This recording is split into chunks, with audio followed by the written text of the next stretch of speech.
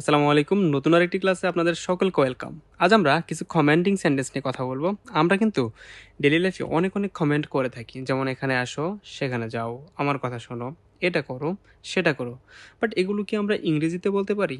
চলুন আজ আমরা কিছু কমেন্টিং ইংলিশ এক্সপ্রেশন শিখে নেই, যেগুলো আমরা ডেইলি লাইফে ব্যবহার করে আমাদের দৈনন্দিন স্পোকেন ইংলিশটা আরেকটু বেটার করে নিতে পারি। সো শুরু করা যাক বেসিক থেকেই। যেমন স্ট্যান্ড আপ, দাঁড়াও। ডোন্ট স্ট্যান্ড আপ, দাঁড়িও না। সিট ডাউন, বসো।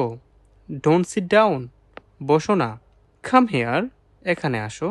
গো দেয়ার, সেখানে যাও। গেট ইন, ভেতরে যাও। গেট আউট, বাহির হও। ডোন্ট ডিস্টার্ব মি, আমাকে বিরক্ত করো না। Please response your rule call, দয়া করে তোমার রুল কলে সাড়া দাও। লিসেন টু মি, আমার কথা শোনো। সি ইউ নেক্সট ক্লাস, পরবর্তী ক্লাসে দেখা হবে। গিভ হিম আ চান্স, তাকে একটা সুযোগ দাও।